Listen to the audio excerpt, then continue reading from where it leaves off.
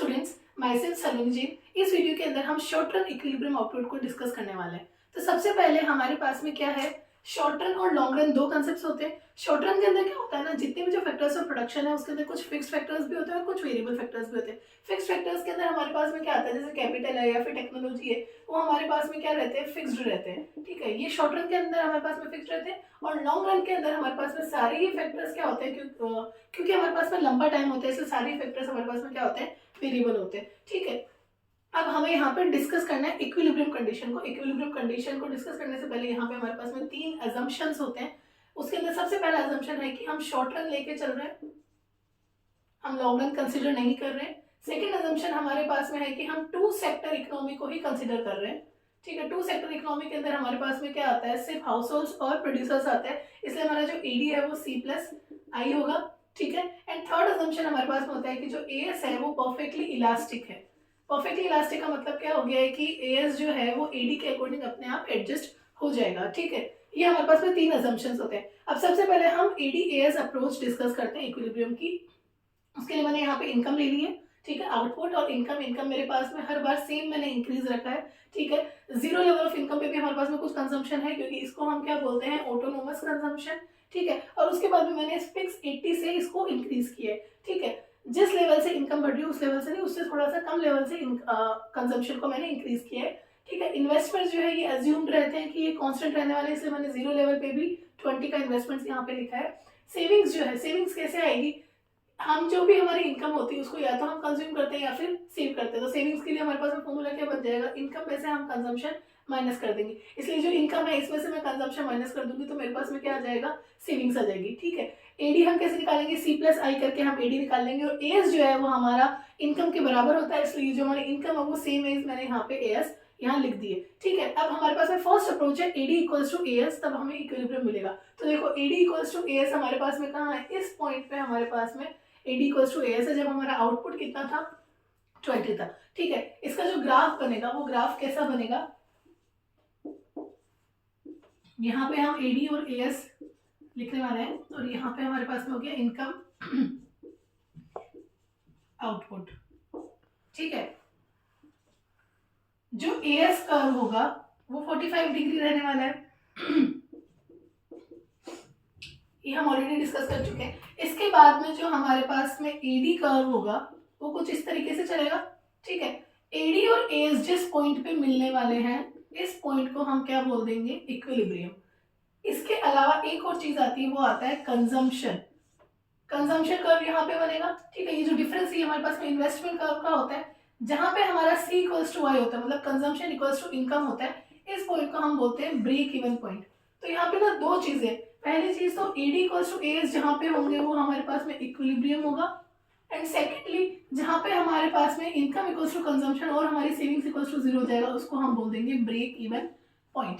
ठीक है, अब देखो यहाँ पे ना इस पॉइंट पे, इस जगह हमारा जो एडी है is more than as, and यहाँ पे हमारे पास में जो एडी है वो लेस देन एएस है। तो ये हमारे पास में दो डिसइक्विलिब्रियम कंडीशंस आ गई। ठीक है, अब इनको हम देखते हैं कि वापस इक्विलिब्रियम कैसे रिस्टोर होगा। अगर हमारा एडी मोर देन एएस है या फिर हमारा एडी लेस देन एएस है, तो देखो अगर मोर देन एएस है इसका मतलब हमारा जो प्लान एक्सपेंडिचर है वो ज्यादा है। ठीक है, हमने डिमांड क्या की है, ज्यादा की है। अब डिमांड अगर ज्यादा हो रही है तो हो सकता है अनफुलफिल्ड डिमांड रह जाए, तो जो प्रोड्यूसर्स है वो क्या करेंगे, अपना प्रोडक्शन बढ़ा देंगे। हमें पता है हमारी जो एएस है वो परफेक्टली इलास्टिक है, क्यों, क्योंकि ये माना जाता है कि इकोनॉमी के अंदर हर वक्त कुछ ना कुछ एक्सेस कैपेसिटी डेफिनेटली रहती है। ठीक है, इसलिए हम सप्लाई को इजीली बढ़ा सकते हैं। तो जब अगर डिमांड ज्यादा है तो उसके कंपेरिजन में क्या कर देंगे, प्रोडक्शन को बढ़ा देंगे, और प्रोडक्शन के बढ़ने से सप्लाई बढ़ जाएगी, और ये तब तक चलेगा जब तक हमारा एडी इक्वल्स टू एएस नहीं हो जाता है। ठीक है, इसके बाद में अगर एडी लेस देन एएस है तो इसका मतलब हम डिमांड कम कर रहे हैं।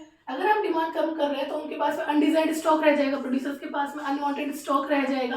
ठीक है, उस केस के अंदर क्या हो जाएगा, अगर हमने डिमांड कम की है तो जो प्रोड्यूसर्स है वो प्रोडक्शन को क्या कर देंगे, कम कर देंगे, क्योंकि हमारे पास में एएस परफेक्टली इलास्टिक है। प्रोडक्शन जैसे ही कम होगा हमारे पास में एडी इक्वल्स टू एएस हो जाएगा, मतलब ये तब तक चलेगा जब तक हमारा एडी इक्वल्स टू एएस नहीं आ जाए। इसका मतलब जो भी डिसइक्विलिब्रियम कंडीशंस है वो वापस से इक्विलिब्रियम, हमें इक्विलिब्रियम अचीव हो जाएगा। ठीक है, अब इसके बाद में हमारे पास में सेकंड अप्रोच रहती है, वो है S इक्वल्स टू I, मतलब savings equals to investment approach. देखो वैसे इसका नाम हमने अलग से दे दिया, वैसे इसी से डिराइव होता है। AD equals to AS approach जो हमारे पास में थी, एडी हम किसको बोलते हैं सी प्लस आई को, एएस हम किसको बोलते हैं सी प्लस एस को, मतलब इनकम जो है एएस मतलब इनकम, और इनकम को या तो हम कंज्यूम करेंगे या फिर हम सेव करेंगे। यहाँ पे अगर हम इसको सही करें तो यहाँ पे हमारे पास में क्या निकल के आता है एस इक्वल्स टू आई, मतलब सेविंग्स इक्वल्स टू इन्वेस्टमेंट्स यहाँ पे आ जाता है। यही हमारे पास में सेकंड अप्रोच है। अब देखो इसी अगर हम शेड्यूल में देखें तो यहाँ पे इस पॉइंट पे 20 और 20, यहाँ हमारा एस इक्वल्स टू आई हो रहा है, और ये सेम है उसी पॉइंट पे हमें एडी इक्वल्स टू एएस भी हो रहा है। आउटपुट कितना है हमारे पास में 20। ठीक है, अगर इसका हम ग्राफ बनाते हैं तो हम इसके अंदर सेविंग्स हमारा नेगेटिव से शुरू होने वाला है, तो हम इसको नेगेटिव में ले जाते हैं। ये मेरा सेविंग्स हो गया, ठीक है, सेविंग्स एंड इन्वेस्टमेंट्स मुझे यहाँ पे बनाना है, और ये हमारा हो गया इन्वेस्टमेंट।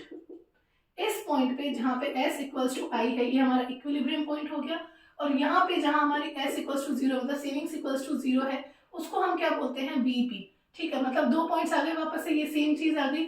जहाँ पे हमारा s इक्वल्स टू आई होगा वो हमारा इक्विलिब्रियम हो जाएगा, और जहाँ पे हमारी सेविंग्स जीरो है उसको हम क्या बोल देंगे ब्रेक इवन पॉइंट बोल देंगे। अब देखो यहाँ पे भी सेम चीज है, इस जगह पे हमारे इन्वेस्टमेंट्स ज्यादा है सेविंग्स से, मतलब हम बोल सकते हैं savings is less than investments, और यहाँ पे इस पॉइंट पे हमारे पास में savings is more than investments. दो डिसइक्विलिब्रियम कंडीशंस आ गई। अब अगर हम ऐसे सिचुएशन में है तो हम वापस से इक्विलिब्रियम स्ट्रक कब करेंगे वो देखते हैं। देखो अगर हमारे पास में सेविंग्स लेस देन इन्वेस्टमेंट्स है और या फिर सेविंग्स मोर देन इन्वेस्टमेंट्स है, सेविंग्स अगर हम करते हैं तो हमारा जो प्लान एक्सपेंडिचर है वो एक तरीके से फॉल हो रहा है उसके अंदर, मतलब सेविंग्स की वजह से हमारा जो प्लान एक्सपेंडिचर है उसके अंदर फॉल हो जाता है, फॉल इन प्लान एक्सपेंडिचर। और अगर हम इन्वेस्टमेंट करते हैं तो उसके अंदर हमारे पास में राइज होता है, राइज इन प्लान एक्सपेंडिचर। ठीक है, इस तरीके से उल्टा चलता है। अगर हम सेविंग्स कर रहे हैं तो हमारा एक्सपेंडिचर के अंदर फॉल होने वाला है, और अगर हम इन्वेस्टमेंट्स बढ़ा रहे हैं तो हमारे पास में राइज हो जाएगा। अब देखो सेविंग्स लेस देन इन्वेस्टमेंट्स है, मतलब हम लोग क्या कर रहे हैं सेविंग्स कम कर रहे हैं। इस जगह पे हम क्या कर रहे हैं सेविंग्स को कम कर रहे हैं, सेविंग्स कम कर रहे हैं, इसका मतलब हमने खर्चा ज्यादा किया होगा, मतलब हम कम बचा रहे हैं, इसका मतलब हम कंजम्पशन ज्यादा कर रहे हैं, क्योंकि इनकम का कुछ पोर्शन या तो हम कंज्यूम करेंगे या फिर हम सेव करेंगे। अगर हम सेविंग्स कम कर रहे हैं इसका मतलब हमने कंजम्पशन बढ़ाया होगा। अगर हमने यहाँ पे हमारा कंजम्पशन बढ़ाया इसका मतलब डिमांड बढ़ाई है। अगर हमने डिमांड बढ़ाया तो हमारा एएस जो है वो परफेक्टली इलास्टिक है। डिमांड के बढ़ने से क्या हो जाएगा, जो प्रोड्यूसर्स है वो प्रोडक्शन को क्या करेंगे बढ़ा देंगे, क्योंकि डिमांड ज्यादा है अभी, तो प्रोडक्शन को वो क्या करेंगे बढ़ा देंगे। प्रोडक्शन को बढ़ाते ही क्या हो जाएगा उनके पास में फैक्टर इनकम जनरेट होगी, क्योंकि प्रोडक्शन बढ़ाएंगे, फैक्टर्स ऑफ प्रोडक्शन को वो लेबर देंगे, वेजेस देंगे, ठीक है, लेबर को वो वेजेस देंगे, तो फैक्टर इनकम बढ़ जाएगी। अब जैसे ही फैक्टर इनकम बढ़ेगी तो अब इनकम बढ़ गई ना, इनकम के बढ़ते क्या हो जाएगा लोग सेविंग्स करने लगेंगे, और ये तब तक चलेगा जब तक हमारा सेविंग्स इक्वल्स टू इन्वेस्टमेंट ना हो जाए। ठीक है, तो हम इस तरीके से वापस से इक्विलिब्रियम पे आ जाएंगे। सेकंड केस है हम सेविंग्स ज्यादा कर रहे हैं, मतलब हमने क्या किया है यहाँ पे सेविंग्स को बढ़ा दिया है। सेविंग्स अगर बढ़ गई मतलब हमारा प्लान एक्सपेंडिचर कम हो गया, फॉल इन प्लान एक्सपेंडिचर, जो इन्वेस्टमेंट्स है वो भी उतने नहीं हो पा रहे। ठीक है, अगर हमने सेविंग्स बढ़ा दी है तो इसका मतलब हम कंजम्पशन क्या कर रहे हैं कम कर रहे हैं।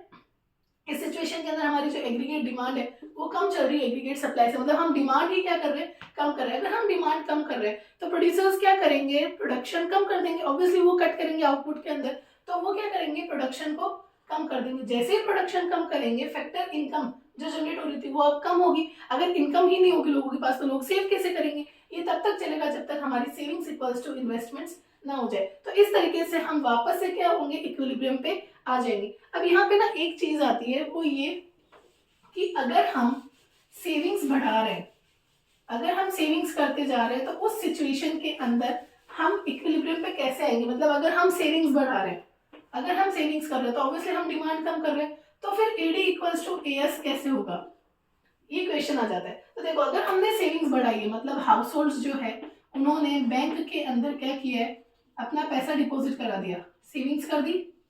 अब इस केस के अंदर क्या हो रहा है जो भी प्रोड्यूसर्स है वो बैंक के पास आएंगे लोन देने के लिए, बोरो करने के लिए आएंगे, तो जो बैंक है वो उनको क्रेडिट क्रिएशन करेगी, यहाँ पे वो क्रेडिट देगी उनको, मतलब वो लोन देगी, एंड लोन देगी तो जो प्रोड्यूसर्स है वो क्या करेंगे वो उसको आगे इन्वेस्ट कर देंगे। मतलब जो हमारी सेविंग्स थी वो पूरी की पूरी अगर बैंक में आ गई तो वो आगे जाके क्या हो जाएगा उसको इन्वेस्ट कर देंगे, तो जो हमारी सेविंग्स है वो बन जाएगी एक तरीके से इन्वेस्टमेंट्स, मतलब हाउस होल्ड्स की सेविंग्स बन जाएगी प्रोड्यूसर्स के लिए इन्वेस्टमेंट्स। तो इसीलिए हम इक्विलिब्रियम स्ट्रक कर लेते हैं। ठीक है, इसके बाद में हमारे पास में एक पॉइंट बचता है इस चैप्टर के अंदर और वो है इन्वेस्टमेंट मल्टीप्लायर। इन्वेस्टमेंट मल्टीप्लायर का मतलब क्या होता है, हमारे पास में इन्वेस्टमेंट मल्टीप्लायर का मतलब होता है कि हमने जो भी चेंज इन इन्वेस्टमेंट किया है उसकी वजह से इनकम के अंदर काफी ज्यादा चेंज आ गया है। मतलब हम पहली चीज तो मल्टीप्लायर को हम के से डिनोट करते हैं। अब देखो यहाँ पे इसका मतलब हो गया, अगर आपने 1500 का इन्वेस्टमेंट किया है तो उससे आपको 6000 की इनकम हो रही है, तो हम इसको कैसे लिखेंगे, हमें 6000 की इनकम हुई है, हमने 1500 का नया इन्वेस्टमेंट किया था, तो हमारे पास में मल्टीप्लायर कितना आ गया 4। इसका मतलब क्या हो गया, 4 गुना टाइम हमने 1500 लगाए थे और हमें उससे 6000 रुपए मिल गए। ठीक है, इसी को हम क्या बोलते हैं, इन्वेस्टमेंट मल्टीप्लायर। मतलब हमने इन्वेस्टमेंट कितना किया, हमने कितना चेंज किया, चेंज इन इन्वेस्टमेंट जो हमने किया उसकी वजह से इनकम के अंदर कितना चेंज आ गया, उसी को हम क्या बोलते हैं, इन्वेस्टमेंट मल्टीप्लायर। इन्वेस्टमेंट मल्टीप्लायर जो होता है वो डायरेक्टली लिंक्ड होता है मार्जिनल प्रोपेंसिटी टू कंज्यूम से। जितना ज्यादा एमपीसी होगा उतना ज्यादा हमारे पास में मल्टीप्लायर होगा। इसका जो दूसरा फॉर्मूला है वो क्या है, के इक्वल्स टू 1/1 माइनस एमपीसी। अब ये जो हम एक क्वेश्चन इसके अंदर सीधा सीधा क्या आता है कि एमपीसी और इन्वेस्टमेंट मल्टीप्लायर इनके बीच में आपस में क्या रिलेशन है ये पूछा जाता है। ठीक है, अब देखो इनका रिलेशन क्या है, अगर एमपीसी ज्यादा होगा तो हमारे पास में मल्टीप्लायर भी ज्यादा होगा, अगर एमपीसी कम होगा तो हमारे पास में मल्टीप्लायर भी क्या होगा, कम होगा। ठीक है, अब इसको हम कैसे प्रूव करें, हम मान ले एमपीसी एक तो हम ले लेते हैं 0.5 और एक हम ले लेते हैं 0.8। ठीक है, अगर हमारे पास में एमपीसी 0.5 है तो देखो ये कैसे आएगा, के इक्वल्स टू 1/1 माइनस एमपीसी है हमारे पास में फॉर्मूला। अब एमपीसी हमने कितना ले लिया 0.5, 1 माइनस 0.5 कितना रहने वाला है 0.5, और यहाँ पे हमारे पास में के कितना आ गया है 2 आ गया, मल्टीप्लायर हमारे पास में क्या आ गया है 2 आ गया। अगर हम 0.8 लेके चलते हैं तो हमारे पास में क्या बचेगा 1 माइनस 0.8, के इक्वल्स टू 1/0.2, और यहाँ पे के हमारे पास में आ गया 5 टाइम्स। ठीक है, इसका मतलब क्या हो गया, जितना ज्यादा हमारे पास में एमपीसी होगा उतना ज्यादा हमारे पास में मल्टीप्लायर आएगा। एमपीसी कम हो जाएगा तो हमारे पास में मल्टीप्लायर भी क्या हो जाएगा, कम हो जाएगा। अब हमें पता है 1 माइनस एमपीसी, एक फॉर्मूला हमने लास्ट क्लास डिस्कस किया था, MPC plus MPS equals to 1। ठीक है, तो इसका मतलब हम इसको इस तरीके से भी लिख सकते हैं, के इक्वल्स टू 1/एमपीएस। ये हमारे पास में इन्वेस्टमेंट मल्टीप्लायर का फॉर्मूला है। ठीक है, इसकी एक टेबल है, हो सकता है आपको इन्वेस्टमेंट मल्टीप्लायर मैकेनिज्म पूछ ले कि इसको हमें इन्वेस्टमेंट मल्टीप्लायर हमें करके दिखाना है किस तरीके से होता है, तो वो हम कैसे करेंगे। इसके अंदर क्या है, जैसे मान लो अगर हमने चेंज इन इन्वेस्टमेंट जो है हमारा 100 का है, हमने जो शुरू के अंदर जो चेंज इन इन्वेस्टमेंट हम लिखे हैं वो कितने का है 100 का है, उसकी वजह से शुरुआत के अंदर जैसे हमने 100 रुपए लगाए 100 रुपए का इनकम जनरेशन हमारे पास में यहाँ हो गया है। ठीक है, अब उसके बाद में क्या होगा, इसमें से हमारा जो एमपीसी है हमने कंज्यूम कितना किया, मान लो हम 0.5 लेके चल रहे हैं 50, और हमने 0.5 एमपीएस जो है वो हमारा सेव हो गया है। जितना जो कंज्यूम किया है वो वापस से आएगा। ठीक है, इनकम बन गए। एंड अब इसमें से फिर हम क्या करेंगे 25 सेव और 25 कंज्यूम, फिर ये वापस आएगा 25, तो इसमें से हम वापस से 50% क्या कर लेंगे, कंज्यूम और सेव कर लेंगे, ये वापस आएगा। ये इस तरीके से चलता रहेगा। ठीक है, क्योंकि हमने 0.5 ले रखा है तो ये तब तक चलेगा जब तक ये हमारा जो इन्वेस्टमेंट जो हमने चेंज किया ये पूरा का पूरा यहाँ आके सेव नहीं हो जाता है, ये पूरा का पूरा यहाँ पे आके 100 नहीं हो जाता, ये तब तक चलेगा। मतलब जो एमपीएस है इसका टोटल हमारे पास में 100 नहीं आ जाता, ये तब तक चलेगा। एंड जो हमारा कंजम्पशन है ये भी हमारे पास में 100 आने वाला है, और जो चेंज इन इनकम है ये 200 आएगा। देखो ये 200 क्यों आएगा, इसको हम प्रूव कर सकते हैं। फॉर्मूला क्या है हमारे पास में, K equals to 1/1 minus MPC. MPC हमने कितना ले रखा है 0.5, तो 1/1 माइनस 0.5, 1/0.5 इसको हम सॉल्व करते तो हमारे पास में क्या आता है 2। मतलब जो हमारा मल्टीप्लायर है वो कितना है 2 टाइम्स है। तो इसका मतलब अगर हमने इन्वेस्टमेंट 100 रुपए का किया है तो उसका 2 टाइम्स इंटू 2 हमारे पास में इनकम जनरेशन होने वाला है, जो कि ये यहाँ पे। ठीक है, इसी को हम क्या बोलते हैं, इन्वेस्टमेंट मल्टीप्लायर मैकेनिज्म। अब इसके अलावा इसके अंदर क्या आता है, एक पॉइंट आता है कि इक्विलिब्रियम जो है उसके अंदर क्या फर्क पड़ता है। अगर हम इन्वेस्टमेंट बढ़ाते हैं तो उसकी वजह से इक्विलिब्रियम पे क्या फर्क पड़ेगा। देखो ये हमारे पास में यहाँ पे हम इक्विलिब्रियम बनाते हैं। इक्विलिब्रियम कब बनेगा, जब हमारे पास में एडी और एएस दोनों बराबर होगा। ये मेरे पास में एडी है और ये अपने पास में एएस है 45 डिग्री पे, इस पॉइंट पे इक्विलिब्रियम है फिलहाल। ठीक है, यहाँ पे एडी जो है वो कितना है C+I है। अब अगर हम चेंज इन इन्वेस्टमेंट्स करते हैं तो हमारे पास में एक नया एडी बन जाएगा, और वो एडी क्या है हमारे पास में C+I plus change in investments. तो ये हमारे पास में एक नया इक्विलिब्रियम आ जाएगा पॉइंट E1। मतलब कि अगर हमने चेंज इन इन्वेस्टमेंट्स किया है तो उसकी वजह से हमारा इक्विलिब्रियम पॉइंट चेंज हो जाएगा, शिफ्ट हो जाएगा। अब देखो ये हमारा इंक्रीज इन एडी था, बट हमारे इनकम के अंदर जो चेंज आया है वो काफी ज्यादा देखने को मिल रहा है। मतलब अगर हम इसको ए बी मार्क कर दे तो ए बी जो है वो छोटा है कंपेयर टू ई एफ। ई तो हमारे पास ऑलरेडी मार्क्ड है, इसको हम जी एच कर देते हैं, ठीक है। तो मतलब वो जी एच से काफी छोटा है। मतलब इन्वेस्टमेंट्स के अंदर हमारे पास में सिर्फ ए बी का चेंज है, लेकिन इनकम के अंदर इतना ज्यादा चेंज आ गया। इससे हम क्या पता लगा सकते हैं कि यहाँ पे इन्वेस्टमेंट जो है उसके कुछ नंबर ऑफ टाइम्स हमारे पास में इनकम के अंदर चेंज आता है, ठीक है। इसी को हम इन्वेस्टमेंट मल्टीप्लायर यहाँ पे बोलते हैं। अब ये जो है चेंज, इसके अंदर दो पॉइंट्स आते हैं, फॉरवर्ड और बैकवर्ड एक्शन। देखो, फॉरवर्ड एक्शन का मतलब क्या हो गया है कि अगर हमने क्या किया है, इन्वेस्टमेंट्स को बढ़ाया है, तो हमारी इनकम भी बढ़ जाएगी, ऑब्वियसली इनकम के अंदर भी हमारे पास में चेंज आ जाएगा। और बैकवर्ड एक्शन का मतलब क्या हो गया है कि अगर हमने हमारे इन्वेस्टमेंट्स कम किए, मतलब मान लो कि हमने हमारे इन्वेस्टमेंट्स ही कम कर दिए, तो उसकी वजह से हमारी जो इनकम जनरेशन है वो भी कम हो जाएगी। ये हमारे पास में फॉरवर्ड और बैकवर्ड दो एक्शंस आते हैं, ठीक है। इसके अलावा इस चैप्टर के अंदर हमारे पास में कुछ भी नहीं बचता है, हमने पूरा डिस्कस कर लिया है। नेक्स्ट चैप्टर के अंदर हम डिस्कस करेंगे हमारे फुल एम्प्लॉयमेंट और ये वाली जो सारी कंडीशन है, फुल एम्प्लॉयमेंट, इक्विलिब्रियम वगैरह, वो हम डिस्कस करेंगे। इससे पहले वाला जो वीडियो था एग्रीगेट डिमांड एग्रीगेट सप्लाई वाला, उसका लिंक मैं आपको डिस्क्रिप्शन में दे दूंगी, please go and check that also. And अगर आपको मेरा वीडियो अच्छा लगा तो please like share and subscribe. Thank you.